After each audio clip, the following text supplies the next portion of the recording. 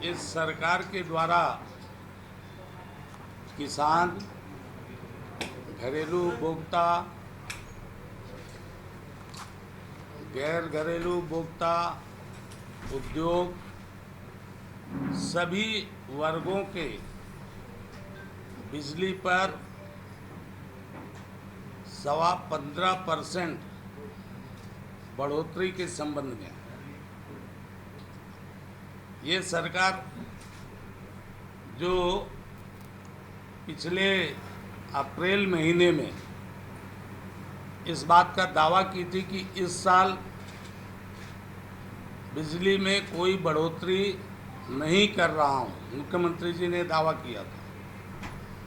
मुख्यमंत्री जी का दावा 3 महीने में ही अपने आप समाप्त हो गया, जब CSPDCL ने एक आदेश निकाल करके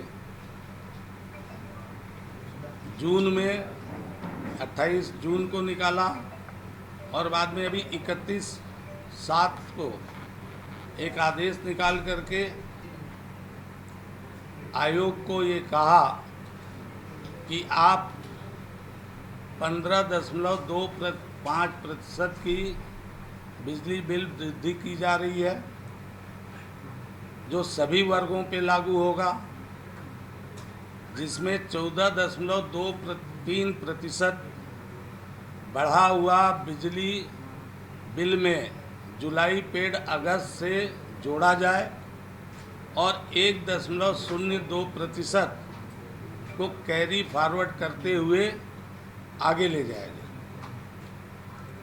आखिर सरकार जो सामने वादा करती है कि बिजली बिल में हम बढ़ोतरी नहीं कर रहे, लेकिन पिछले तरीके से, पिछले दरवाजे से वे बिजली बिल बढ़ाती जाती है। अब इसका खेल कैसा होता है, ये आंकड़ों का खेल करते हैं। पहला खेल ये करते हैं कि ये बताते हैं कि जो विद्युत दर में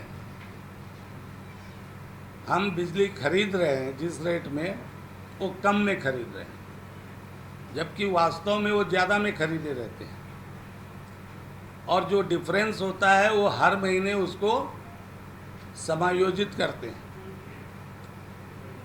दूसरा करते हैं कि प्राप्त होने वाले रेवेन्यू को ज़्यादा दिखाते हैं, जबकि एक्चुअल में घाटा ज़्यादा हुआ रहता है, उसको छुपाते हैं। तीसरा, पिछले घाटे को बिना भरपाई किए हुए वे आगे बढ़ा देते हैं। उसका उदाहरण है,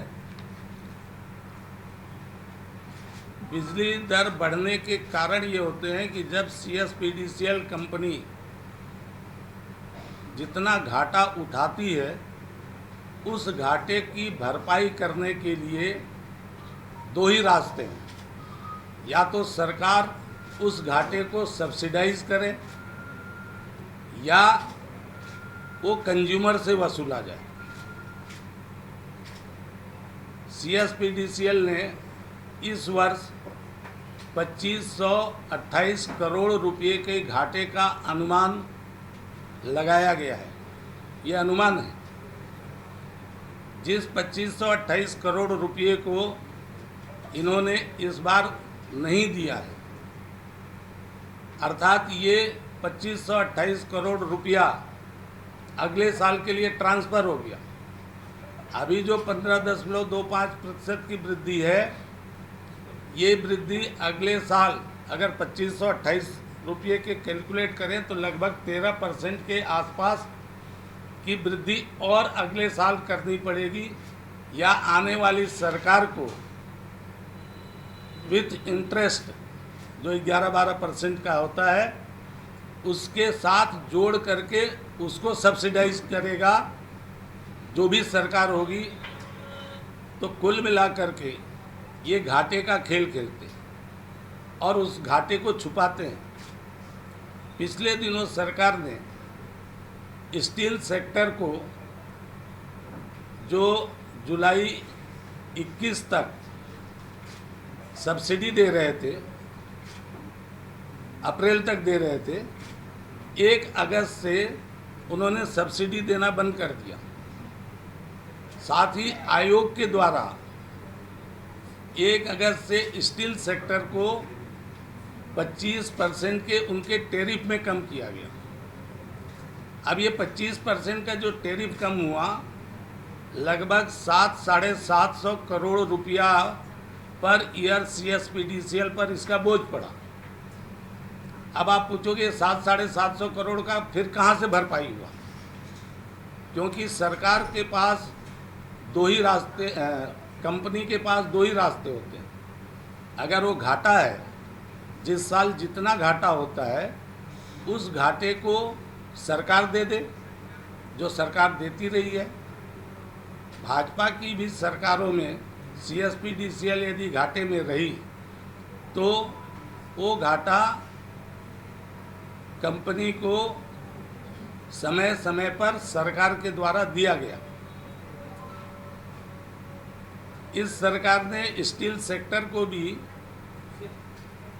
2021 तक उस घाटे को सब्सिडाइज अपने सरकारी कोष से किया, लेकिन 21 से उस घाटे का सब्सिडी बंद कर दिया और उसको आम लोगों के ऊपर डाल दिया, जिसके कारण लगभग 4% का उसमें बढ़ोतरी हुआ। इस तरीके से सरकार किसान, घरेलू उपभोक्ता और सब पर जो भार डाल रही है, 15% का अभी जो बिजली का भार पड़ा है और बोल कुछ रही है, कर कुछ रही है, इससे ये साबित होता है कि जो कहावत चल रही है कि ऐसा कोई सगा नहीं जिसको कका ने ठगा नहीं, ये भूपेश सरकार ना होके ठगेश सरकार है, ये अपने आप को स्थापित करती है। भाजपा की सरकार में CSPDCL ठीक से अपने आय व्यय का करती थी और इसलिए 2018 में जब हमने छोड़ा तब आप देखोगे 19 में कोई बढ़ोतरी नहीं हुई। पिछली 2019-20 का जो टैरिफ तय हुआ था उसमें 5 से 10% की कमी हुई थी, क्योंकि CSPDCL का उस समय ठीक कंडीशन में दिया। 20-21 में कोई बढ़ोतरी नहीं हुई। 21-22 में इन्होंने लगभग 6.5% की बढ़ोतरी की। 22-23 में इन्होंने 2.5% की बढ़ोतरी की। 15.25 अभी 2023 के आदेश में बढ़ोतरी कर रहे हैं। अगर ये कुल मिला लिया जाए तो लगभग 24 से 25% की बढ़ोतरी पिछले दरवाजे और सामने दरवाजे मिला करके इस सरकार ने किया। जहां एक तरफ ये घोषणा कर रही है सरकार कि 400 यूनिट तक बिजली हाफ होगी, वहां पर इस सरकार के द्वारा पहले ही 25% के आसपास बढ़ा दिया गया। तो 25% बढ़ा के फिर 50% में हाफ किया गया। ये सरकार हर मामले में झूठ बोलती है। हमारे पिछले दिनों मुख्यमंत्री जी भिलाई के भी BSP टाउनशिप वासियों को कहा था कि बगैर CSPDCL को ट्रांसफ़र किए हुए वहाँ के लोगों को 400 यूनिट की बिजली बिल का आपका मामला सुलझ नहीं सकता, हम उसको फ़ायदा नहीं दे सकते। लेकिन अभी 9 अगस्त को एक आदेश निकाल करके मात्र 2 महीने का सितंबर से उन्होंने चालू कर दिया। तो मुख्यमंत्री बार बार विद्युत उपभोक्ताओं के साथ झूठ बोलते हैं।